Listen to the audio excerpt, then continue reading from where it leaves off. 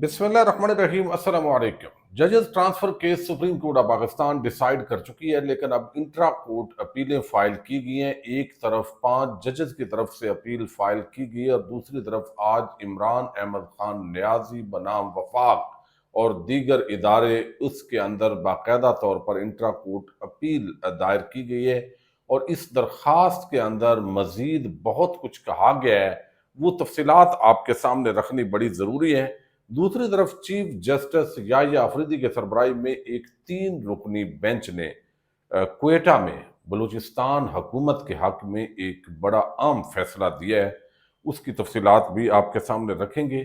शेर अफजल मरवत जो इस वक्त अमलन तहरीक इंसाफ अभी छोड़ चुके हैं, लेकिन उन्होंने कोई बाज़ाब्ता अनाउंसमेंट नहीं की और अब वो बरतानिया पहुंचे और बरतानिया के अंदर उन्होंने अलीमा खान पर संगीन इल्ज़ामात लगाए हैं। इस पर हम आज की वीडियो में बात करेंगे। उम्मीद है वीडियो आप समाप्त करेंगे और अपने कीमती फीडबैक से ज़रूर आगाह करेंगे। शेर अफजल मरवत, आपको इल्म है कि वो तहरीक इंसाफ से अलहदगी इख्तियार कर चुके हैं, यानी अमली तौर पर। वैसे तो वो कहते हैं कि मैं इमरान खान के साथ हूँ, लेकिन साथ ही वो सख्त तनकीद भी करते हैं और उनका ये कहना होता है कि उनको ज़बरदस्ती वो चूंकि काम कर रहे थे तो पार्टी के अंदर उनकी मुखालफत शुरू हुई और उनको निकाला गया। अब इसके अंदर एक चीज़ बड़ी आम है और वो है कि मुसलसल पहले वो बुशरा बीबी को टारगेट करते रही मुख्तलिफ शख्सियात जो पीटीआई के अंदर हैं, और अब वो अलीमा खान को भी टारगेट कर रहे हैं। तो बुनियादी तौर पर इमरान खान की रिहाई के लिए उनकी जो बहनें हैं उनका बड़ा अहम किरदार है। अलीमा खान ऐसे बयानात देती हैं, जो कुछ इमरान खान अंदर बात कर रहे होते हैं तो वो बाहर आकर बयान करती हैं, तो यकीनी तौर पर उसमें ताकतवर हलकों के लिए भी सख्त अल्फाज होते हैं और फिर पार्टी के जो क़यादत है वो इसका जो वज़न है उनके लिए उठाना मुश्किल होता है। यही वजह है कि कई मरतबा इमरान खान ने कहा कि उनकी जो ट्वीट्स हैं उनको रीट्वीट किया जाए, लेकिन बैरिस्टर गौर समेत बहुत सारे लोग इसका वज़न उठाने से कासर होते हैं और वो रीट्वीट नहीं कर रहे। अब जो इल्ज़ाम लगाया गया शेर अफजल मरवत की तरफ से, उन्होंने कहा कि बानी पीटीआई की बहन अलीमा खान ने पश्तूनों के बच्चों को तहरीक चलाने का कहा और अपने बच्चों को बरतानिया भेजा।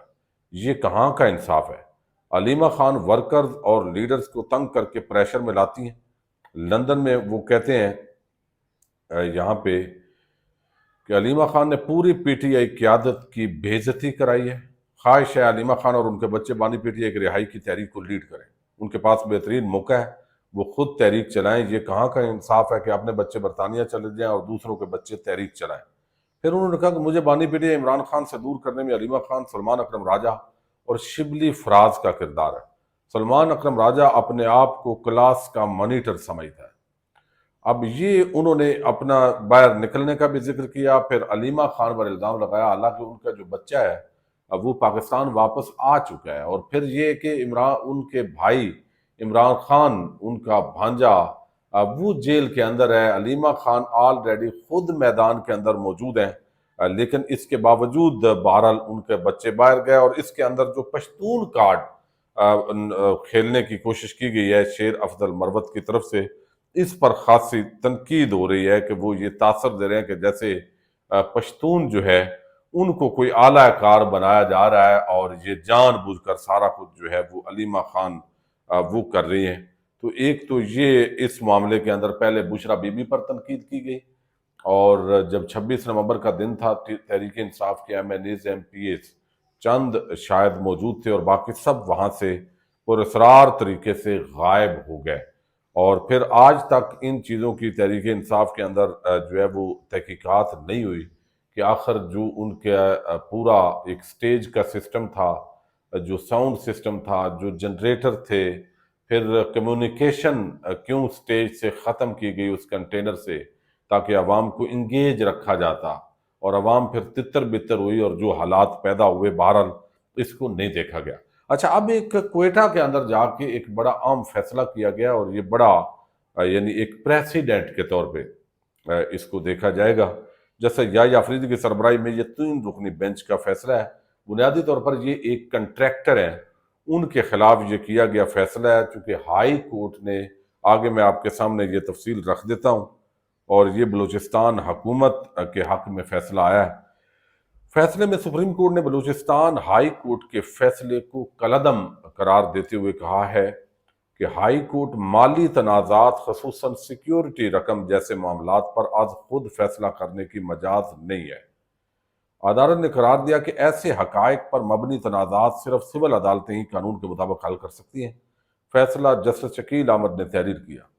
سپریم کورٹ کا فیصلے کے مطابق 1986 میں ایک کنٹریکٹر تھے فرید اللہ خان، ان کو بلوچستان ہائی کورٹ کی عمارت کی تعمیر کا ٹھیکہ دیا گیا، تاہم 1991 میں ان کی ناقص کارکردگی کے باعث کمیونیکیشن اینڈ ورکس ڈپارٹمنٹ نے انہیں بلیک لسٹ کر کے ان کی سیکیورٹی ضبط کر لی۔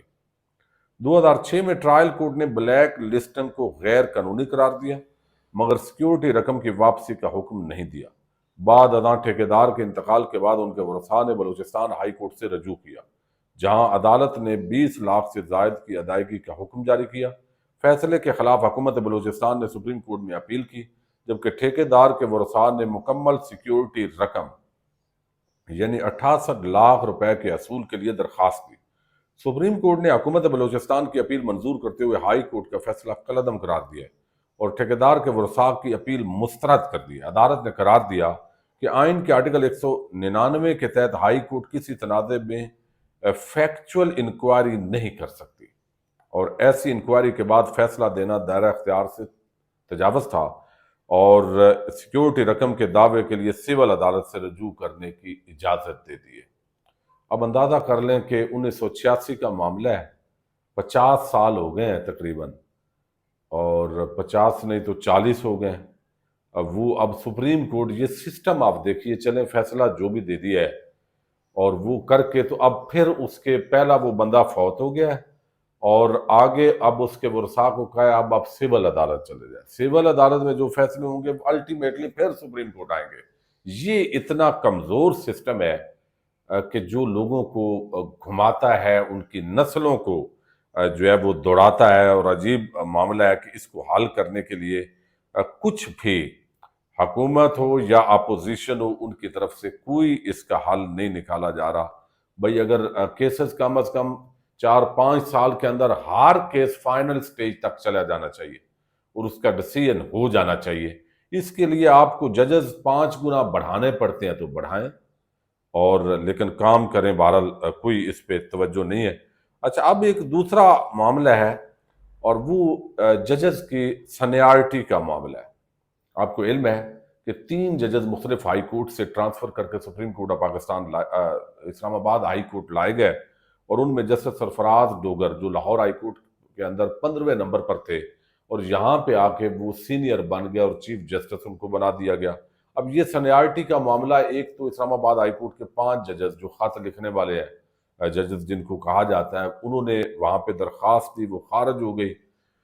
لیکن اب جو ہے انٹرا کورٹ اپیل دائر کی گئی اور اس میں عمران خان نے بھی چونکہ درخواست دی تھی تو اب وہ بھی انٹرا کورٹ اپیل انہوں نے دائر کی ہے۔ تو یہ عمران احمد خان نیازی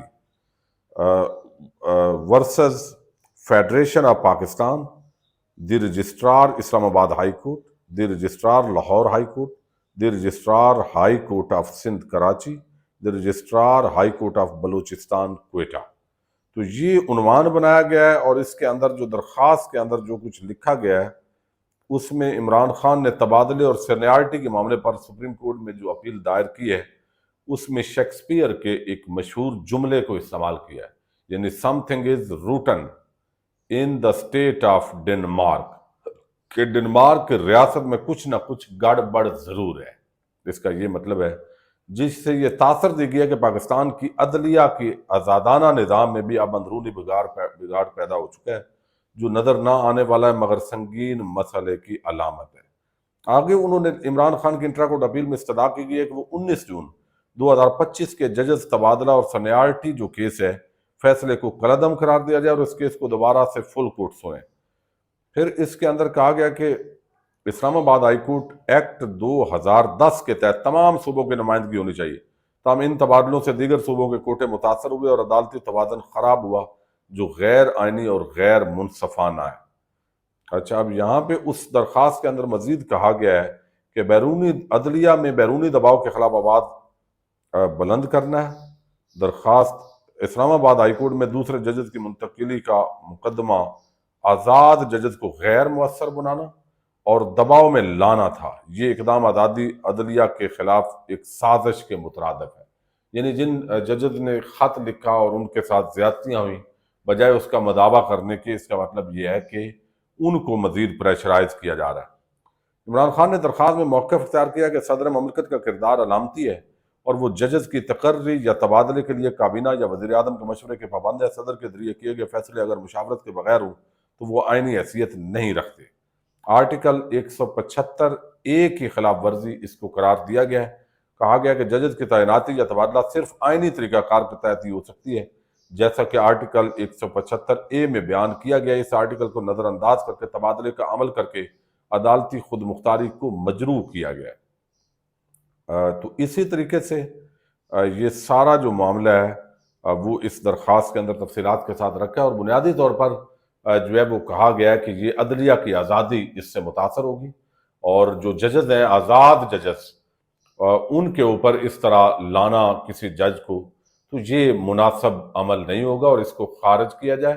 اور جو رات کو آپ کو علم ہے اسلام آباد بار نے، ایک بڑا ہائی کورٹ بار نے عشائیہ بھی دیا ہے، تقریباً 1200 لوگ اس میں شریک ہوئے ہیں، نون لیگ اور ججز شریک ہوئے ہیں، اور وہ جو خط لکھنے والے ججز ہیں وہ اس میں شریک نہیں ہوئے، اور ایسے لگ رہا تھا کہ ایک حکومتی اجتماع ہو رہا ہے۔ اور اب جیسے باقی ادارے اور حکومت کے ماتحت ہوتے ہیں، اسی طریقے سے جو عدالتیں ہیں وہ بھی کافی جو اثر و رسوخ ہے اس کے اوپر حکومت کا قائم ہوتا دکھائی دے رہا ہے۔